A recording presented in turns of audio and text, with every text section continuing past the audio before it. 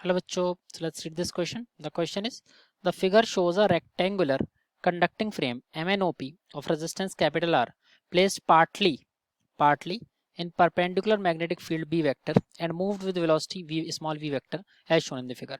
Obtain the expression for force acting on the arm ON and its direction and the power required to move the frame to get a steady EMF induced between the arms MN and PO. देखो हमसे बोल रहे हैं कि MNOP है, एक rectangular conducting frame है, इसका रेजिस्टेंस R है, इसको हम लोगों ने पार्टली मैग्नेटिक फील्ड में रख दिया, मतलब पूरा जो फ्रेम है वो मैग्नेटिक फील्ड में नहीं है।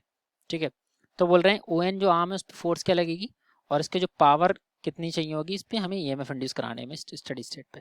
ठीक है, सो लेट्स राइट आवर की कंसेप्ट हेयर। तो जो हमारा की कंसेप्ट है वो है हमारा that is nothing but motional EMF, that is the motional EMF।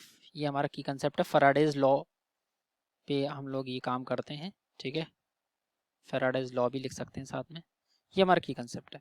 अब देखिए जैसा कि हमें क्वेश्चन में बोल रखा है कि ये पार्टली है, यानी कि केवल इतना पार्ट जो है वो मैग्नेटिक फील्ड के अंदर है, केवल इतना पार्ट जो है मैग्नेटिक फील्ड के अंदर है।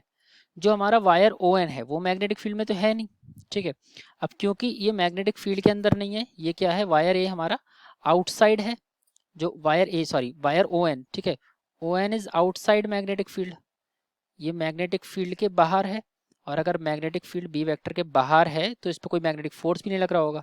ठीक है, इसलिए इस पर फोर्स भी नहीं लग रहा होगा, तो इस पे जो है तो इस पे कोई फोर्स नहीं होगा। ठीक है, तो इस केस में इस पे वायर पे फोर्स क्या होगा, इस वायर पे हमारा फोर्स क्या होगा 10, इस पे फोर्स क्या होगा that will be equal to 0। ठीक है, तो जैसे जैसे क्या होगा इसके अंदर ये मूव करना शुरू करेगा, अभी तो इतना, लेकिन जब इसके अंदर मूव करना शुरू करेगा तो इस पर एक हमारा फोर्स लग रहा होगा BIL।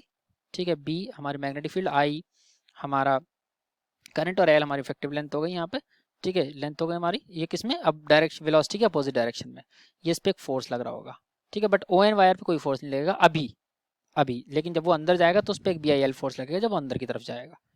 ठीक है, अपोजिट के डायरेक्शन में वेलोसिटी के।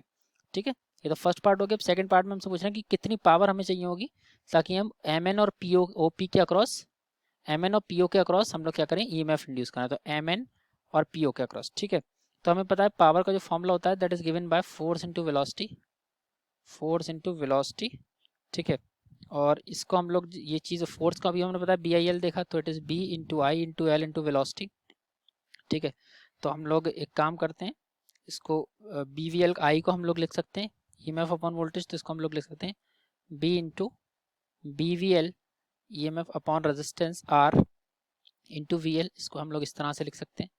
ठीक है, तो यहाँ से हमारा जो पावर का एक्सप्रेशन आ रहा है that is coming out to be the B square V square L square upon R।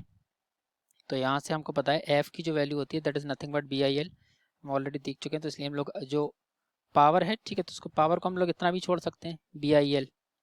ठीक है, इतना ही काफ़ी है। ठीक है, करंट वगैरह लिखने की ज़रूरत हमको यहाँ पर नहीं पड़ेगी। तो ये हमारा एक्सप्रेशन है इस क्वेश्चन में।